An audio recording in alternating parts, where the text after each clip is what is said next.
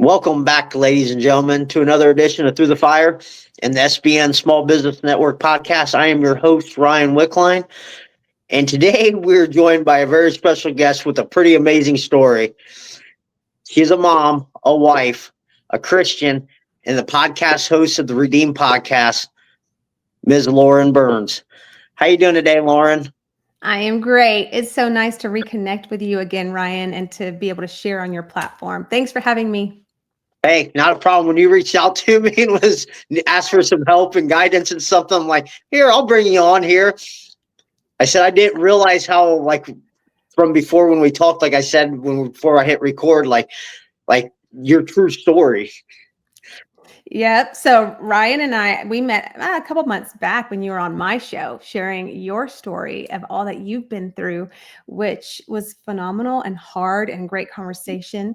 And so, like you just said, I was like, "Hey, Ryan, will you help me be able to launch, because I'm in the middle of about to launch a book and go to publishers to see if someone wants to pick up my story." And you're like, "Yes, Lauren, come on." But I don't think I had shared the details of all the things that I went through in my childhood. So we get to dive into that. So thank you.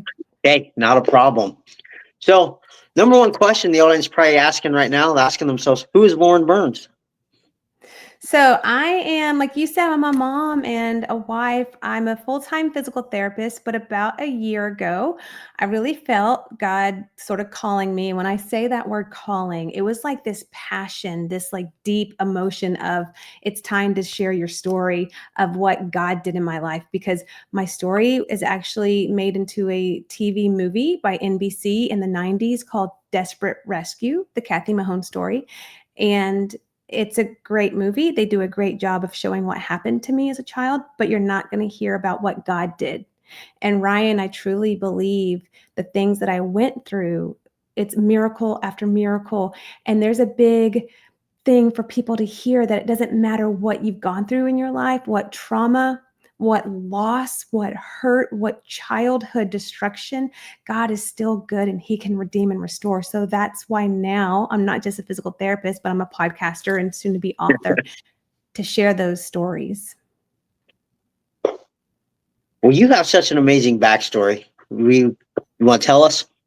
Yeah, I will. So you might be thinking, why do you have a movie made about your life? Because my childhood was a hot mess. That's why. When I was 6 weeks old, my parents were already filing for divorce. My parents met in the Dallas area. My father is from Jordan, which is near Israel, and he's Muslim. And my mom is from Florida, and she's a Christian. So those two things don't really go great together. And when my mom found out she was pregnant, my father actually went to Jordan and left her for 3 months. Ryan, my dad told my mom that he went to Jordan to go take care of his sick father, but really he went to go find a home, to find a job. And so when he came back to Texas, he looked different, was dressed different with all the traditional clothing. And he told my mom that he had found a home and wanted to move. And my mom freaked out and was like, I never wanted to move from Texas, let alone go to Jordan. So when I was 6 weeks old, they separated and filed for divorce. So my mom was a single mother trying to figure out how to buy formula and diapers for a baby. But she figured it out. And we had amazing friends that came alongside. If you're listening to this, you know how important it is. Sometimes some friends are closer than family, those people that come around and love on you and support you. Well, some of those people are the Lamberts. If you know that last name, Miranda Lambert is a country singer, songwriter. But before all of that, before Miranda was even born, her parents were my mom's best friends, Rick and Beverly. And so they helped my mom through this time of her being a single mom with an infant. So fast forward, my life was the typical going between two houses, right? I'm going to see my dad every other weekend and with my mom, and I'd go to the mosque and I'd go to church. It was this back and forth thing. And it actually, my dad was awesome. We had a great relationship. He was loving and kind. And I call him the Disney dad, going to the movies and doing all the fun things. And he remarried. I had a great stepmother. And then I had little siblings, which I loved going to see them and hang out with them. But everything changed in 1987, Halloween weekend. I was 7 years old. my life came crashing down, and so did my mom's. My dad asked my mom if I could stay one extra night with him to go trick or treating with my siblings. And she thought nothing about it. She was like, of course, no problem. Just make sure Lauren gets to school on Monday. So that Monday rolls around, and my mom was a single mom working her tail off. And if you know what I'm talking about, you know how hard it is to stop your day to go have lunch with a kid in the middle of the day. But I truly believe this is where God was already intervening. On this Monday, my mom decided to go to the school to have lunch with me. And Ryan, she got there and she's looking all around for me as the kids are lining up to go to the cafeteria, and she doesn't see me. And the teacher sees my mom and she goes over and tells my mom, hey, Lauren never came. Her dad never brought her. Well, she was mad. She was like, what? I told him to take her to school. So she goes to a payphone because there's no cell phones back then. She calls from the payphone and she finds out he's not at home. Then she calls his restaurant. He owned a restaurant in the area. And they tell her that my dad never showed up for work. Well, that anger then turned to fear. It's like God was already speaking to my mom standing at that payphone. She knew something was wrong.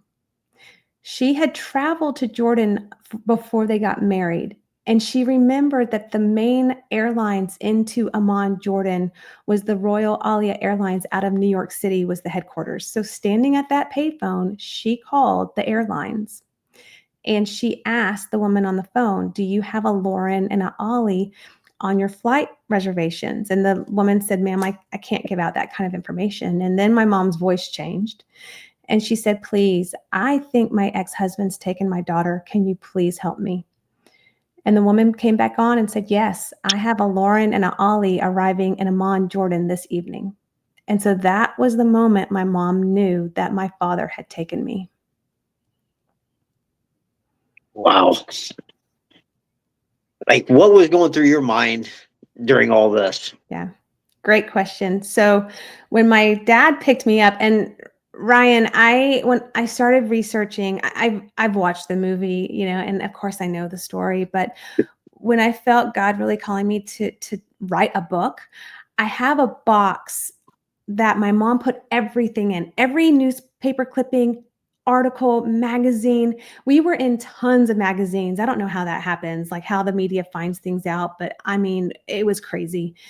And I even have my mom's journals. She wrote journals every single day I was gone. But in the bottom of that box, I have a picture of me in my Halloween costume the day that my dad took me. And I was in a cheerleading outfit with my hair in pigtails, bright red lipstick, blue and yellow cheerleading outfit. And my dad picked me up and I got in the car. And the first thing I noticed is my siblings were not with him and my stepmom wasn't with him. It was just the two of us. And he turned around and looked at me and he said, are you ready for your big surprise? And I'm thinking, yeah, we're going to a Halloween party or we're going trick-or-treating. And he said, no, we're actually going to the airport. I'm taking you on a big trip to Jordan to go see your family. Well, I start asking him questions, Ryan. I'm like, my mom never said that we were going on this trip. Did she say it was okay? Where's my brother? Where's my sister? And he just kept saying everything's fine. My mom didn't want to ruin the surprise. Don't worry, and sort of turning things around. Finally, to the point where I just stopped asking the questions as we got on the plane and went to Jordan. And that was a whole nother experience because I did not speak Arabic. I did not know the language. I did not know the culture. I had not met my family before. So here I was in this foreign land with my grandmother, my aunts. They were all very loving, but they weren't my mom. I mean, my stepmom wasn't even with me. And the longer I was there, the more I knew something wasn't right. My dad was not letting me talk to my mom on the phone. I wasn't allowed to call her. I would ask, when can I see her? When can I talk to her? And he kept pushing me off. And then when I started going to school, I knew this was not a vacation. Every 7-year-old knows vacation's over when you're going to school. And so there I was. I think I was, they put me in the smallest grade, kindergarten. because I had to learn how to read and write the language. So I really felt out of sorts when I was going to school, and, that fear crept in of, will I ever see my mom again? Wow. I mean, I couldn't imagine just that feeling of just being in a different country, not knowing where your mom is. Like even that thought maybe run through your head, did my mom abandon me? Mm. I mean, did you have any of those type of thoughts? No, I didn't think that she had abandoned me. My dad kept saying, "You'll see her. You'll see her. She will come. Don't worry, Lauren. It's just not time. It's just not time." And with my stepmother was pregnant at the time. So he kept saying, "She can't fly because she'll lose the baby." I didn't understand. I was 7. So he just kept making up stories to sort of calm me down. And when I finally got to talk to my mom on the phone again, and I have cassette tape recordings of these conversations, because Rick Lambert, Miranda's father, he was a police officer in Dallas at about around this time of this happening, but he had actually retired and started a company called Lambert and Lambert. It was a private investigation company that him and his wife had. So that fourth phone call my mom made standing at that payphone was to Rick Lambert. And Rick and Bev, they sped to my mom's townhouse and met her in that townhouse. And the first thing Rick said is, go to Radio Shack and get a recording device and put it on your phone. So every time you call Jordan, every time you try to talk to the family members or you talk to the police, we can go back and listen to the recordings, because my mom, you can imagine, her mind and her emotions were all over the place. So I've listened to those tape recordings of me, and I have a very thick Arabic accent, and I'm speaking Arabic. It's crazy how fast kids, like, Can pick it's it up. crazy. Oh my gosh. And you can hear the fear in my voice and how distant I was from my mom, and how my dad was listening to every single word we were saying on the phone. And you could just hear the tension between us on those phone calls. That's crazy. So how did they get you back? Great question. Nothing happens in my story without prayer. Nothing. So if you're listening and you're like, how does this relate to what I'm going through? A loss or an addiction or grief, whatever, a divorce, an affair, no matter what you're going through, no matter what storm you're in the middle of, God is with you if you can just take your eyes off the situation and put your eyes on Him. My mom was not eating. She wasn't drinking. She was just an emotional hot mess. And Beverly actually called my mom, and I have this on a cassette tape. And Beverly prays over my mom and prays over my protection. And Beverly said, Kathy, you've got to get your eyes off your situation, and you've got to get your eyes on Jesus. And Beverly started to tell my mom about fasting and how fasting brings you the closest to God. And my mom is just crying on the phone. And she said, you're right, Beverly. I've got to get away and pray, and I have to stop smoking all these cigarettes. My mom said she was like chain smoking. She said she was smoking 2 cigarettes at a time all day long, because she was just stressed out of her mind. And when I say that, I'm not saying if you smoke, you're going to hell, but it was like, that's what she was running to. So she did. Rick had made an appointment for her to go to the grand jury in Dallas. And Rick told her, Kathy, this is just, one of the things you have to do. Hopefully we'll get a warrant out for Ollie's arrest. So if he comes back into the country, they can arrest him and find out where Lauren is. But they probably won't be able to do anything else. Because at this time, Ryan, day after day for weeks, every person my mom called, they said, we can't help you. The police can't help you. The FBI can't help you. It's out of our jurisdiction. We don't have a treaty with Jordan. There's nothing we can do. So she goes to the grand jury. And she stands before them and she tells them the same thing. My ex-husband is from Jordan and he's taken my daughter. I need help getting her back. And Ryan, they told her the same thing. There's nothing we can do for you, ma'am. I'm so sorry that this has happened. And then she got real and she started to cry and she said, it's not fair that the United States spends millions of dollars every year on foreign aid and you can't do anything to help me get my daughter back. Well, everyone agreed with her. And a man stood up and pulled out his business card. His name is Al Zaponta. He's a big deal in the military. He's still in the political world today. He's still working. But he handed the card to her, and my mom has no clue who he is. And he said, I work for the State Department. If you're not happy, give me a call and I'll see what I can do. Well, if you've been in a place of deep despair and depression, and someone could be giving you $1 million and you don't even see it. And that's where my mom was. So she put the card in her wallet and told him thank you and walked out. And when she got back to the townhouse, she told Beverly, they can't help me. They can't do anything for me. So she grabbed her Bible and she grabbed her bag and she went to a motel and she fasted and prayed for 3 days. And on that third day, God gave my mom a Bible verse. And I'm going to read it so I don't mess it up.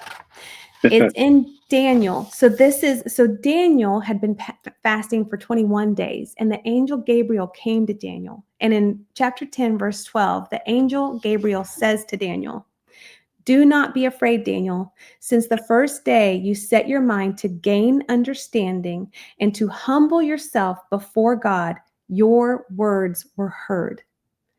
And Ryan, it's like God was just telling my mom in that motel room on her hands and knees, because you have taken your eyes off the situation, off the fear and the anxiety of your daughter being taken, and you've humbled yourself before me, I've heard every single word that you've prayed. But there is a war in the heavenlies. And that is so true for whatever y'all might be praying. There is a war going on in the heavenlies over your marriage, over your children, over that addiction. And we have to continue to put our eyes on Jesus because God is bigger than those temptations. So she came out of that motel room and she went back to the townhouse. And when I interview the Lamberts on my podcast. And when Beverly's sitting on the couch next to me in tears talking about this day, she looked at me, she goes, Lauren, your mother did not look the same. She had a peace about her. She had a joy about her and a confidence. And she walked in and said, God told me I'm going to get my daughter back. She got that card out, Ryan. She called Al. Al told my mom that 1 week before he was in that courtroom with her, 1 week before, he was in Washington, D.C. with a man by the name of Everett Alvarez. Mr. Alvarez is the second longest held POW. He was held for 8.5 years. So he's a real big deal. Lots of people know that name in the military. Well, Everett and Al were good friends and they were having lunch together. During this lunch, Mr. Alvarez is telling Al about this group of men, ex-military, Green Beret, Delta Force, Army Rangers that lived in North Carolina, and they had a company called CTU, and their mission was to go to the Middle East to rescue hostages. Now, they've never gotten a child, but my mom could not believe what she was hearing. 1 week before that jury duty, that is totally God. Yeah. He was already aligning every footstep before my mom walked into that courtroom. It's when you start looking at stuff like that, because we just talked about something like that I was telling you happened to me before we hit record. It's like, it's crazy when you see how God just maneuvers everything and arranges it for you. Every footstep. And the reason I'm sharing my story now, it's not like I've got all the free time in the world. I work full time, right? I'm a mom. Yeah. But when God calls you to do something, you pray about it and you do it. The movie is not going to share these details. You're not going to see my mom fasting and praying in this movie. You're not going to know all of these details like I'm sharing. And the whole point of this is to remind you how good God is, even in desperation. I mean, I live in Texas, and if y'all have been paying attention to the news, it is hard to keep your eyes on God and think, are you a good God, when you see floods and you see children dying? But God is still good in all things.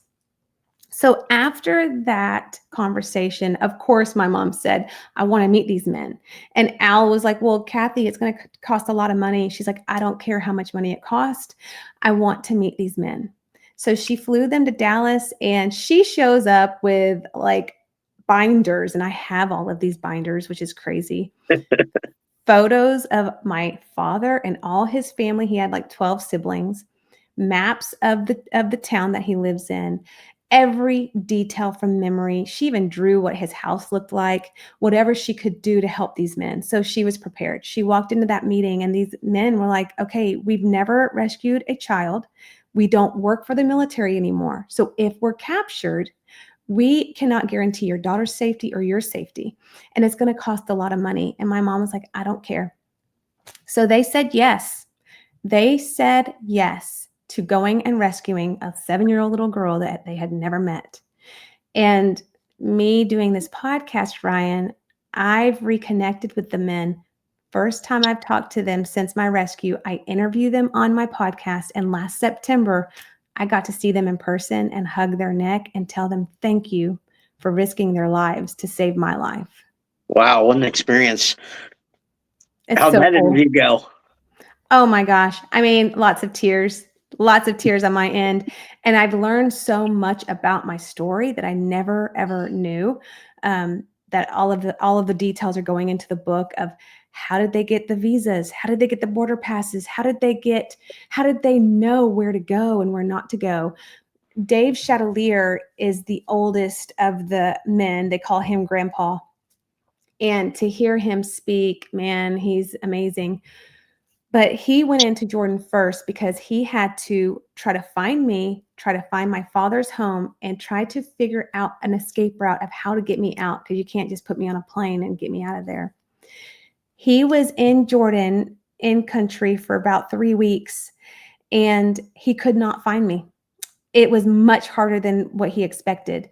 He had traveled up to Syria thinking maybe Syria would be a good place to get me out. And he said once he got there, it looked like a war zone, that like there was no possible way to get me out through Syria. He went up through Aqaba. There's a body of water between Jordan and Israel. And he thought he could put me on his back and swim me a mile across to the other side to Israel. But when he got there, he saw that there was big barbed wire fences and there was machine guns and soldiers everywhere. And he was like, there's no way he could have gotten me out that way. So the only route that he could find safely was between Jordan and Israel, the King Hussein Bridge. And the key with that is we had to have entry passes and stamps on our passports to be able to get to go back and forth. So my mom had to go to Washington, D.C. to try to get all the paperwork to be able to get me out, because remember, my dad had my passport. I was already in Jordan. So how do you get another passport? That's a whole nother story. So while Dave was doing all of that, he called Dawn and JD and was like, hey, I need help getting eyes on Lauren. They don't even know if I'm there. I could have been in Lebanon. I could have been anywhere. So Dawn and JD go into Jerash and they're in disguise. They're changing rental cars every single day. And they are combing through that town. They are going to the ruins, to the marketplaces, to the mosque, everywhere. And one day, and JD shares this on the interview that I do with him and Dawn were on the streets out in a marketplace in a crowded area. And JD just stopped and started praying. He was like, okay, God, I've done all that I can do. I need you to help me find this little girl. And a couple moments later, a school bus pulls up right where he was standing. And he turned and he looked through the window and he locked eyes with me. And I have darker hair and olive complexion, but I have bright bluish green eyes. And so when he saw my eyes, he knew it was me. And he ran over to Dawn and grabbed him by the shoulders and he shook him by the shoulders. And he said, I saw Lauren. And Dawn was like, how do you know? And JD was like, I know those eyes. I know it was her. She's on that bus. But at that point, the bus drove by and they couldn't catch up to it because the streets were so narrow and so windy. But they finally knew that I actually was in Jerash and that I was going to school. So they started tracking those buses to figure out, where the house was and things like that. Then they needed to find my father's home. So they called my mom. My mom was in Cyprus waiting on a phone call. And they called my mom and they said, Kathy, you're going to have to come to Jerash and help us find Ollie's house. We can't find it. All the photos that you've given us are way outdated. Like those dirt roads when you were here are now paved. Those little buildings are now big because they build one on top of the other on the buildings. So my mom was super confident. She's a confident woman. And she was like, okay, I'm coming. So she flies into Amman. They have her in disguise. As they're driving from Amman to Jerash, as she's entering into the town, my mom's heart sinks. And she's like, nothing looks familiar.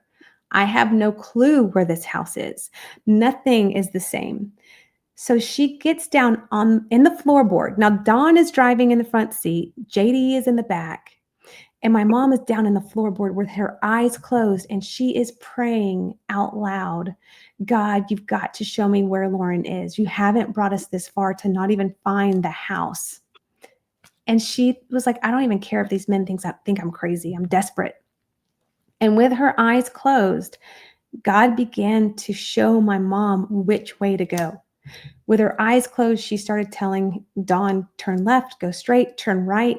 And she finally looked out the window and she saw my dad's car sitting with Texas license plates on the street because he had shipped his car from Dallas to Jordan. He had maxed out all of his credit cards, preparing for this whole thing.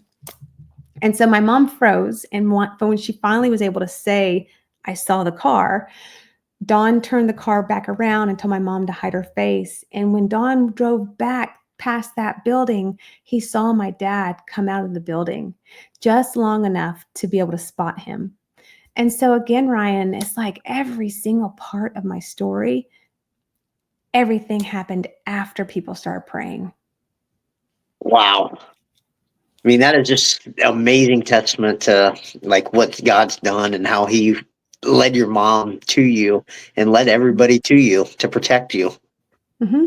Yeah. And, that posture of prayer, sometimes we got to get down on our knees, not just standing or kneeling, but like down low. It's like, okay, God, I can't do this without you. And that's what I love hearing these military men tell me about my own story.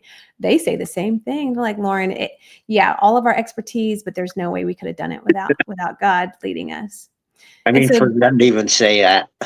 I know. And I didn't know that all these years. I really didn't. I've learned a lot in the last year. It's hard to go back and relive a lot of this, to listen to those cassette tapes. My boys, I have a 12 and 14-year-old, and sometimes they're like, Mom, please turn it off. I can't hear Mimi crying like that. I mean, it was heart-wrenching.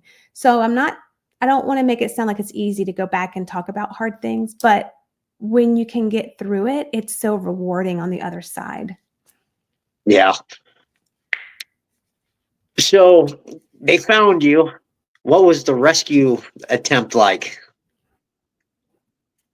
Yeah, let's get into that fun part. So, so the day of the mission, and the code word the day of the mission was the sun is shining, because they had to have code words. They never knew who was listening on the phones.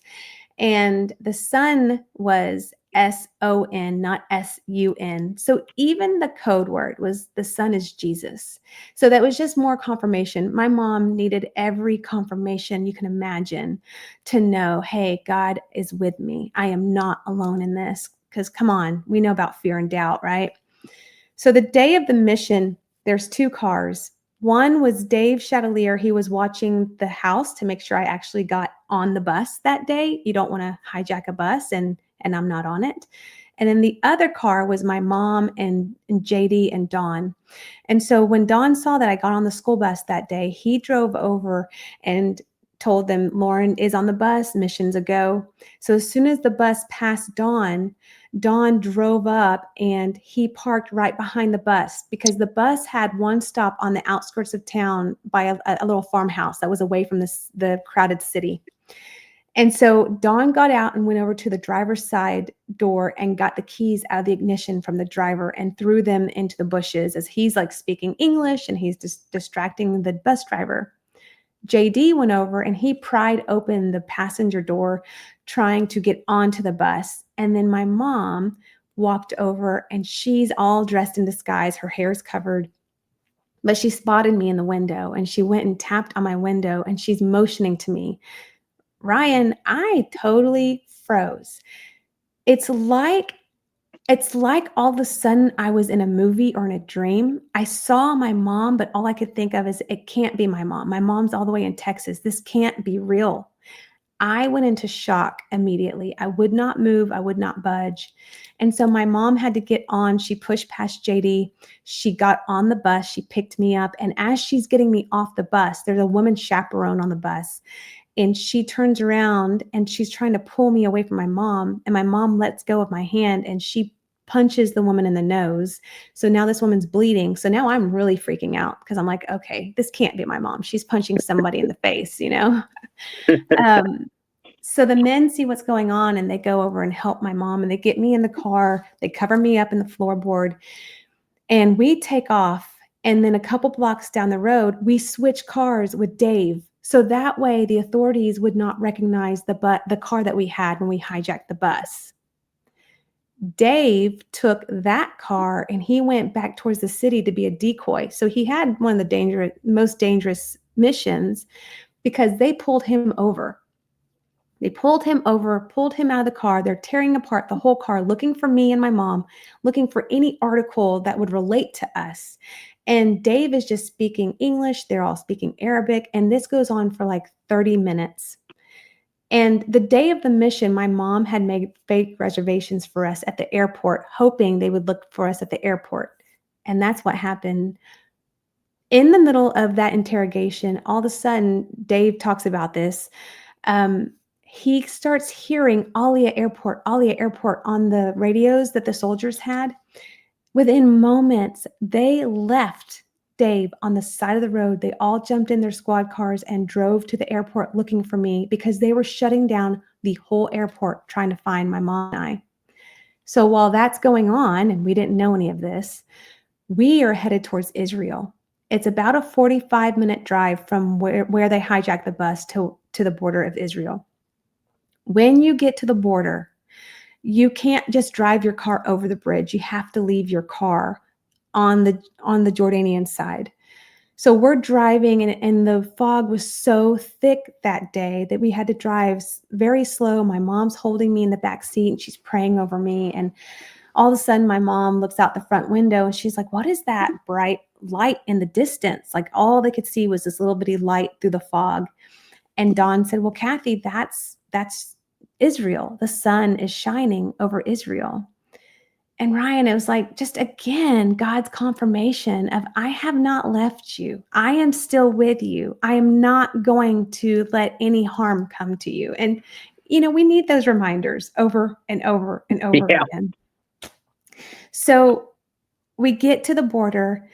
I'm burning up with fever. I'm not speaking. I'm in total shock. My mom gets me out of the car. All the paperwork she worked so hard to get in Washington, she has to hand that over to the authorities at the terminal for us to get on that bus. And there is big barbed wire fences and there are machine guns with soldiers in the big towers. I mean, it is a very secure border. And Dawn and JD knew every inch of it because weeks leading up to this mission, they had done their research. They had walked all around that area with the help of some soldiers on the Israeli side. That's a whole nother story. But we got on the bus and we're waiting for like 30 minutes. And finally the bus driver gets on and we start driving over that bridge. You can't just drive all the way over. In the middle of the bridge, there's a guard shack with an Israeli soldier and an Israeli bus driver. And so when you get to the middle, the soldiers switch. So the Jordanian bus driver and Jordanian soldier, they get off. And then the Israeli soldier and bus driver, they drive you on over into Israel. And so we see the Israeli flag flying. And right as the bus drives over into Israel, there's a big commotion of where we just left. They just found out that we were not at the airport, but we were on that bus. But Ryan, by this point, it was too late. We had already crossed over the border. So we get off that bus, and it's like in a movie. My mom was just wanting to get on the ground and kiss the ground, and she's hugging me and she's crying. And at this point, I'm crying because now the tension is just built up. And these women on the other side of the bridge, they go over to JD, and JD's this big, handsome military guy, and they tapped him on the shoulder and they said, what is going on with that woman and that little girl? Are they okay?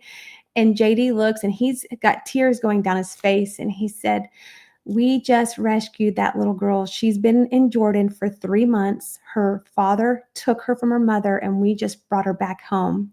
And those women are jumping up and down like, praise you, Jesus. We've come to the Holy Land and we've seen a miracle.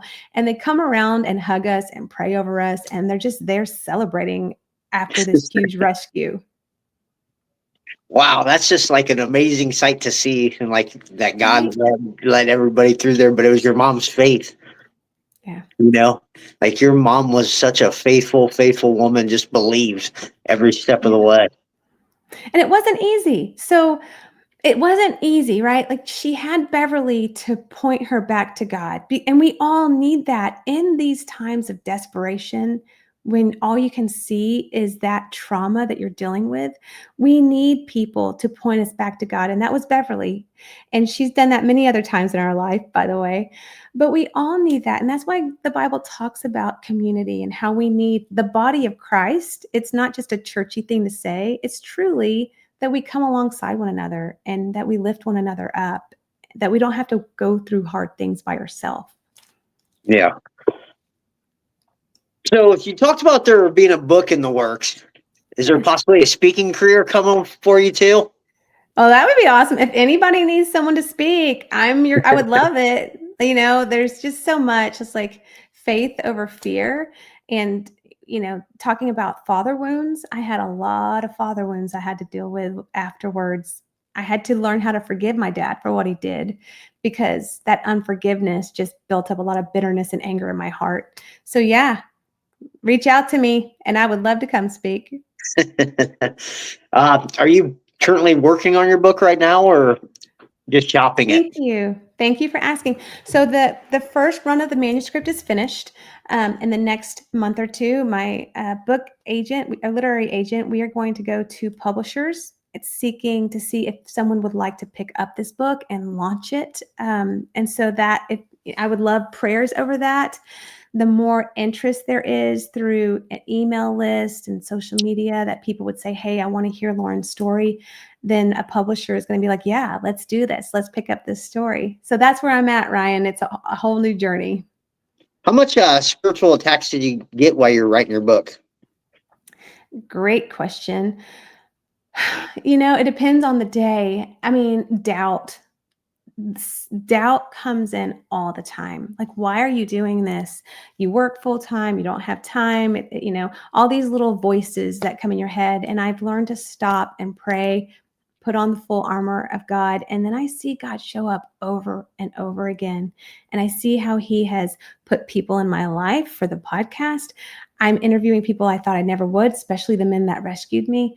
And then how my testimony encourages other people, and that's what keeps me going. As long as God is in it and he's opening doors, then I'm going to continue to follow that footstep. Yeah. I think that was one of the hardest things that I had to learn was, hey, I'm calling you out here, but it's not going to be easy. I'm going to let a ton of attacks come against you, but you just have to have faith and trust in me that I'm going to pull you through. Oh, yeah. So a couple weeks ago, I spoke at a women's conference. And the lady that asked me to speak, she asked me to speak about marriage. And I was like, marriage? Okay. And I had shared some vulnerable things with her about the power of prayer, praying over my husband. And of course, I had to get the okay from my husband. Always get the okay from your family before you go speaking publicly. And he said yes. I was like, okay, I got the yes. And the week I sat down to do my PowerPoint and to write everything up and to get my bullets, my marriage was so under attack, Ryan. It was a hard week at my house. And I thought, who am I to stand on a stage and talk about marriage? And then in an instant, it's like God was like, no, Lauren, you pray. And I began to pray. And it's like, God, show me you don't have to be perfect. You need to speak from a place of vulnerability and truth and real and let me shine. And I did. And so many women came up to me after. It was like, thank you for being vulnerable and sharing those hard things because we all go through hard things. So that's the lie of the enemy, too, that you're supposed to be perfect when you speak because none of us are. Yeah, that's a huge one that a lot of people will tell you that it's okay to be vulnerable. Too many people are trying to be perfect out there, but when you're No. more vulnerable, it connects a little bit more. Absolutely. I mean, it's hard. You do have to be prayed up and you have to have people. Like, I've got great friends, that community, and I will send a message out and say, hey, I'm going to be speaking. Will y'all just pray God gives me wisdom and uses my voice? And, when you've got people covering you in prayer, there's nothing you can't do, but you have to be intentional about that. Yeah. Why did you start podcasting? Good question, man. I love all your questions. So someone told me when I started this journey of writing, they're like, you need a platform. And I'm like, what is a platform? I don't know. And so they said, well, have you ever thought about having your own podcast? And I love listening to podcasts. I've been listening to podcasts probably for about 13 years, mowing the yard, listening to a podcast, doing the laundry. A lot of it's parenting because having kids, I need help. So anyways, I liked that idea. So I first got in my closet with my microphone. I didn't do video, just audio. And I started recording me talk about my story. And then it grew into me interviewing people like you and so many amazing people with amazing, hard stories. And it's been so neat to see God connect beautiful people and beautiful stories and how it really inspires other people. Because the Bible says there is power when you share your testimony. Yeah. I mean, I know that was one of the hardest things for me was to actually be like, okay, like especially when God's like, it's time now. I was focused on doing other things. He's like, nope, you're done with that. It's time. You've been putting this off long enough. It's time for you to go tell your story, my story, actually. It's hard. And Ryan, what I would say, this is a little bit of a tip of advice. Because I do a lot of things, so I always have to go back to what is my focus? What is the main focus? And the main focus is to get this book out because I can get distracted doing lots of things. And so I'm like, okay, if the podcast points to the book, if my speaking points to the book, if everything points to Jesus, then I'm on the right track because there's other things that might come in and filter. But if you just stop and think, what is my priority so I don't get off track? Yeah, I'm having to do that right now because there's so much stuff There's a getting lot of thrown on your plate. things. Yeah. Yeah, and social media, and lots of people have great advice, tons of great advice. And so you can take the advice, you can write it down and you pray over it. Is this what I'm supposed to be doing? Is this going to distract from what I'm doing or is it going to help promote? And one thing I've learned to do is in the mornings before I start my day, I will pray over my day. God, here's my minutes, my seconds, my hours, anything that is not of you, that is distracting from my family, from my husband, from the mission you're calling me to, will you remove it? And Ryan, I've seen God even like remove soccer practice or a doctor's appointment because I've just been so overwhelmed. Life Yeah. happens, like you were, when I asked you, I was like, hey, Ryan, can we switch days? Because my son's got a swim meet, Yeah. things happen. Well, I would, especially when it comes to athletics, you knew that it's like, oh yeah, go be with your kids and go support your kids. We can always I reschedule. figured. I was like, oh, Ryan will totally understand. So what's probably the most challenging part for you with podcasting? Time. Time is the most, just finding the time in that busy schedule between kids and working, because it's the editing, it is the doing the interview, it's the prep work. And so that's the hardest part is the time. Yeah. What's the most rewarding part then? Oh, the people, the connections, the amazing stories. People inspire me. I love hearing people's stories and what God has done in their lives, and it motivates me. It keeps me pushing forward. And those connections and those friendships to know that, hey, we're not doing this stuff alone and learning from one another. It's just been, I didn't realize how rewarding it would be to have a podcast and to be able to share all these things. I think that's probably my favorite part too, is like listening to people tell their stories and hearing what people have overcome in their life. It's like, and you see it, it's like, it's God showing you this. And some people won't admit that. I've had some people tell me their story. I'm like, wow, God is really trying to work on you. And they're just, nope, I don't believe in that. And it's okay. I see it. Yeah. I don't know, like if I had a podcast that wasn't about God, I don't know if I'd have as much fun. I Yeah. mean, just being honest, because that's my heart and that's my passion. And it's not like a churchy thing. It's just like a true relationship. When you've been broken, when you've been in hard, desperate places, and then you experience God's grace and his love and his redemption, you want everyone to feel it. You want everyone to know it because you don't want to be in that broken place. Yeah. So what are your long-term and short-term goals? Short term is, man, I just want God to show me. I want a big flashing sign, Ryan. Can I have a big flashing sign? Like, Lauren, go with this publisher or go self-publish. But to see this book be in the right hands, to tell the story the right way, because NBC did a movie, but they didn't show God. And so this time it's got to be the right person to help this launch. So that's my short-term goal and long-term goal, maybe. So, you thinking there might be another movie in the future then? Okay, are we going big goals? Yeah. Okay, big goals. Yes. Let's do a faith-based movie. Let's do a redo. Like really show the Lamberts in there, show God, show my mom fasting and praying, all of the redemption pieces. Let's do it. I love If you're a producer, call me. it. How can people get a hold of you?